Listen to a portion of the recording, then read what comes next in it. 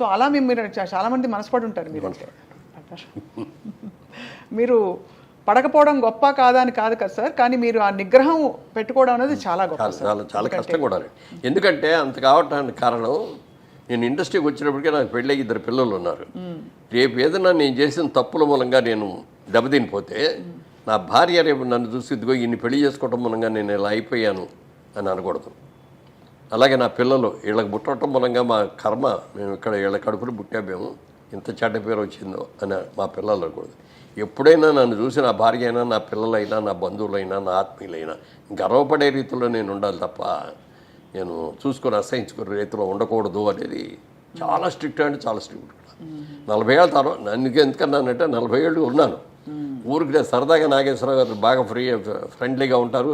ఆయనంటే నాకు చాలా ఆత్మీయం. ఐఎమ్ నిజంగా చెప్పండి, నేను నాగేశ్వరరావు గారి ఫ్యాన్ని. ఎన్నో సినిమాలు ఆయనతో కలిపి చేశాను.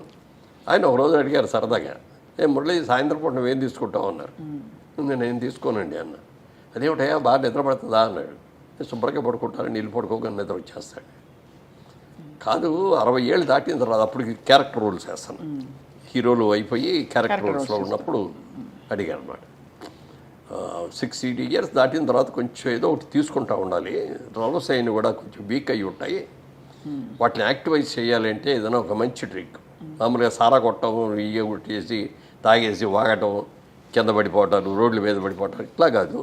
నన్ను ఒక మెడిసిన్ లాగా ఒక వైన్ కానీ లేకపోతే మంచి బ్రాండీ వస్తుంది ఫారెన్ నుంచి మంచి, అలాంటివి తీసుకొని 1 పెగ్గు లేకపోతే 2 పెగ్గు అంతే, అంతకుమించి తాగకూడదు అన్నాడు. అని ట్రై చేయన్నారు.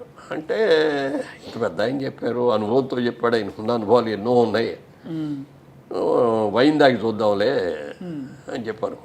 అందుకని వైన్ బాటిల్ ఒకటి తెప్పించుకొని ఇంట్లో కూర్చొని, ఇంటికి వచ్చినప్పుడు ఆ రోజున షూటింగ్లో అది 9 అయిపోయేది. లేకపోతే బయటకు వెళ్ళినా ఇట్లా 9 ఈజీగా అయ్యేది. ఇంటికి వచ్చేప్పుడు స్నానం చేసి అప్పుడు డ్రింక్ తీసుకోవటం మొదలుపెట్టి ఆ డ్రింక్ అయ్యి భోంచేద్దాం అనేవాడు 12 అవుతుంది. అప్పుడు దాకా మా ఆవిడ అక్కడే కూర్చుంటుంది తప్ప పడుకోదేళ్ళి. తను భోజనం, తన స్వహస్తాలతో భోజనం పెట్టడం ఎప్పుడూ లేదు. పెళ్ళైన మొదటి రోజు నుంచి ఈ రోజు వరకు కూడా తనే వడ్డిస్తుంది. అన్నీ కూడా వేడివేడిగా. ఆ రోజుల్లో మైక్రోవేవ్లు అట్లాంటివి ఏమి లేకపోయినా కూడా నేను వచ్చే టైం చూసుకొని అన్ని కూరలు అవన్నీ వండేసేసి ఒక అన్నం మాత్రం వేడిగా పెట్టేవారు. వేడిగా అప్పటికప్పుడు వండేసి నేను ఇంట్లోకి వచ్చే స్నానం చేసి వచ్చే లోపల రెడీ అయిపోయేది అనమాట. అట్లా ఆ రోజు నుంచి ఈ రోజుగా వేడిగా తింటమే అలవాటు ఏదైనా సరే. Such a dedicated wife sir నిజంగా. అండ్ ఎంత నమ్మకంగా మిమ్మల్ని మీ వెంటే ఉండి మిమ్మల్ని నమ్మకంతో అంటే ఇండస్ట్రీలో ప్రోత్సహించడం అంటే సార్ వైఫ్ సపోర్ట్ లేండే మనకు అన్ని రంగాల్లో పార్ట్నర్ సపోర్ట్ ఉండాలి. నువ్వు ఎంత సంపాదించినా, ఎంత కీర్తి ప్రతిష్ట, ఇంటికి వచ్చేటప్పటికి హ్యాపీగా లేకపోతే అంతకంటే దరిద్రం ఇంకోటి ఉండదు. ఎన్నో ఈ ఫ్యామిలీస్లో చూశాను నేను ఇట్లాంటివి కూడా. అది వాళ్ళ తప్ప వీళ్ళ తప్ప అనేది పక్కన పెడితే, అనుకూలమైన భార్య రాక, అనుకూలమైన పిల్లలు లేకపోతే ఆ కుటుంబం ఎంత సంపాదించినా, ఎంత పేరు ఉన్నా కూడా వేస్ట్. అవును సార్. నా అదృష్టం నన్ను దేవుడు పూజ చేయటం మూలంగా కానీ, తల్లిదండ్రులు నాకు ఇచ్చిన శిక్షణ మూలంగా కానీ, అలాగే నన్ను ఇంట్రడ్యూస్ చేసిన ప్రొడ్యూసర్ మూలంగా కానీ, నన్ను దారిలో పెట్టి అభివృద్ధి చేసిన దాసరి గారి మూలంగా కానీ, ఎవరైనా సరే వీళ్ళందరూ కూడా నాకు ఒక క్రమశిక్షణని బాగా నేర్పారు. ఎలా ఉండాలో నేర్పారు, ఎలా ఉండకూడదో కూడా నేర్పారు. అందుకని నాగేశ్వరరావు గారు అంత ట్రైన్ చెప్పాడు, ట్రై చేద్దామని అని ట్రై చేసా కానీ నాకు అలవాటు కుదరలేదు. అది అలవాటు. వారం 24 రోజులు ట్రై చేశాను, కుదరలేదు. మనకు కుదిరే కుదరదు కానీ వదిలేసాం. తర్వాత ఎప్పుడు మేడం 1 నెల అయిన తర్వాత నాగేశ్వరరావు ఏంటి ఇది మనం తీసుకుంటున్నావు అయినాను. లేదండి నాకు పర్లేదండి అది అన్న. తర్వాత అన్నాం కానీ తర్వాత మెల్లమెల్లగా ఏదో పార్టీస్, ఇప్పుడు నాగేశ్వరరావు బర్త్డే అనుకో, ఆ రోజున పార్టీ ఇచ్చేవారు. అలాగే పెద్ద బర్త్డేలు ఎన్నో ఉన్నప్పుడు అక్కడికి వెళ్ళినప్పుడు ఏదో ఒక పెగ్ తీసుకోవటం అనేది అలా చేసా. కానీ అప్పుడు దాకా 47 మాత్రం అలా ముట్టుకోను. చాలా పెద్ద విషయం, చాలా గొప్ప విషయం సార్. ఎందుకంటే మేము ఇండస్ట్రీ గురించి మామూలుగా వినేది ఇదే బేసిక్గా దట్ ఆ వాతావరణం హాయిగా ఫ్రీగా ఉంటుంది కాబట్టి రూల్స్ లేకుండా ప్రేమలో పడడం ఈజీ, ఎవరినైనా ఇష్టపడడం. అందులో మీ చుట్టూ ఉండేవాళ్ళు అందమైన హీరోయిన్లు అందరూ. సో అది మీరు చాలా ఫోకస్ చేసి మరీ ఇలా ఉండడం అన్నది చాలా పెద్ద విషయం సార్. మీతో పాటు నటించిన హీరోయిన్స్ అందరిలో మోస్ట్ గ్లామరస్ ఎవరని మీరు అనుకున్నారు సార్? గ్లామరస్ అంటే మీకు సరైన జోడి గ్లామరస్ అంటే శ్రీదేవి అంత గ్లామర్ ఎవరికీ లేదండి. చాలా అందంగా ఉండేవారు కదా సార్. చాలా ఎక్సలెంట్గా ఉండేది. ఆ కళ్ళు, అసలు ఎక్స్ప్రెషన్, ఫేసు, మంచి పర్సనాలిటీ. నాకు ఈక్వల్గా ఉండేది హైట్. అమ్మాయి కూడా 5'7", 5'8" ఉండేది. నేను 5'8.5". అమ్మాయి కూడా దగ్గర దగ్గర 7.5, 8 ఉండేది. Personality, behaviour, wonderful behaviour. ఎప్పుడు ఒక తప్పుగా మాట్లాడటం నాకు కానీ ఏదైనా చిలిపి పనులు చేయటం కానీ అట్లాంటిది ఏమి ఉండేది కాదు. ఆ తర్వాత అంత అందగత్తి ఎవరు అంటే దీప గారు కూడా చాలా అసలు ఎంత అందంగా ఉండేది. కాకపోతే ఏంటంటే వాళ్ళ అమ్మ ఎప్పుడు పక్కన బ్యాగ్ పెట్టుకొని బ్యాగ్లో అన్ని బిస్కెట్లు, ఈ చీడిదిళ్ళు, బాదం పప్పులు ఇవన్నీ తెచ్చిపెట్టి షార్ట్ చేసి రాగానే పెట్టేస్తూ ఉండేది. అంటే ఆ అమ్మాయి బాగా ఎర్లీ ఏజ్లో వచ్చింది. ఏదైనా అంటే ఎవరిని అడిగితే 16 years 3 months బాబు అనేది. అలా ఏంటి పాపం చిన్నది కదా కష్టపడుతుంది అని చెప్పి పెట్టేది. ఆ పెట్టడం మూలంగా కానీ లేకపోతే అమ్మాయికి ఏదో ముందే ఆర్టిస్ట్ చేయాలనే ఆలోచన ఉండి కొంచెం స్టెరాయిడ్స్ ఏదో ఇచ్చి ఇది కూడా చేశారని అంటారు. ఎంతవరకు తెలియదు. దానిమూలం కానీ అమ్మాయికి బాగా బాడీ వచ్చేసింది తర్వాత. లేకపోతే చాలా అద్భుతమైన యాక్టర్ అయ్యేది.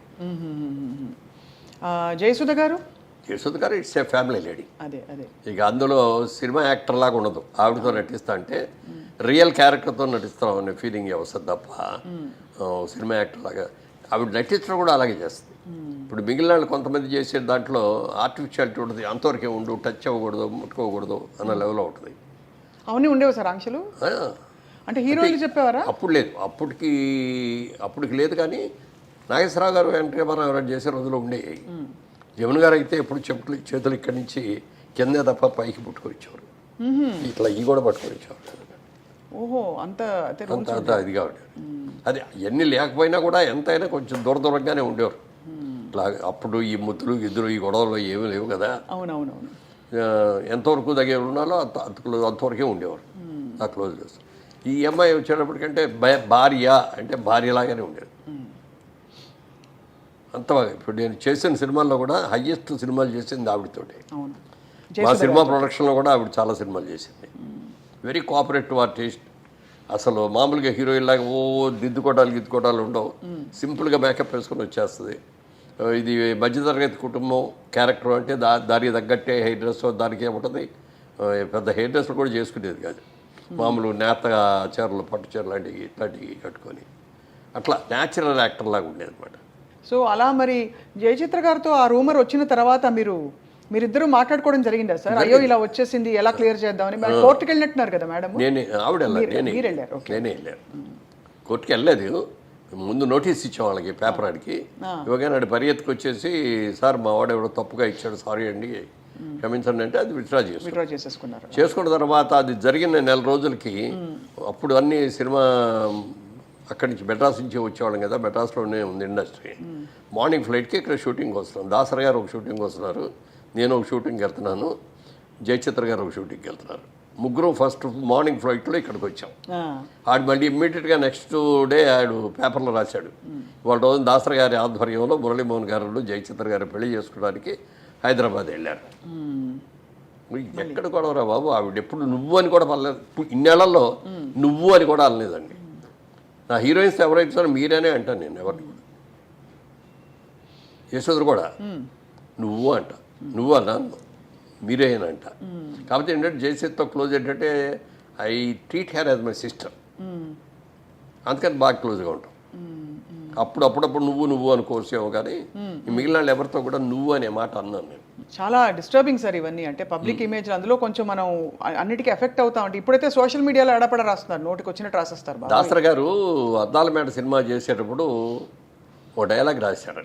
దాంట్లో సినిమా వాళ్ళ మనందరం కూడా అద్దాల మేడల్లో ఉంటాం, మనం ఏ చేసిన ప్రతి పని కూడా భూతద్దాల్లో మనం చూస్తూ ఉంటారు వాళ్ళు. మనం తప్పు చేసినా ఒప్పు చేస్తే బాగుందంటారు, మెచ్చుకుంటారు.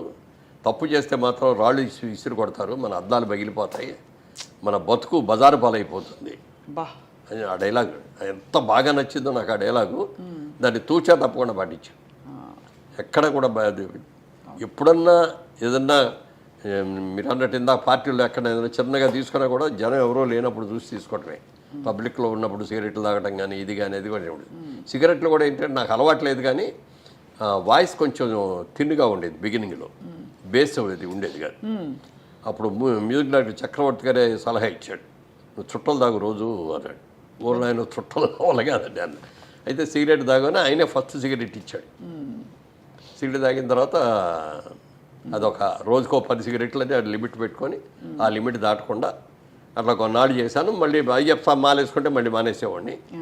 మళ్ళీ మాల అది తీసేసిన తర్వాత తాగాడు. ఒక రోజున అనిపించింది, అయ్యప్ప మానేసాం కదా, 30-40 రోజులు మానేసాం, ఎందుకు ఇప్పుడు ఎందుకు కంటిన్యూ చేయాలి అని అనుకున్నాను. అంతే మళ్ళీ మానేసాం.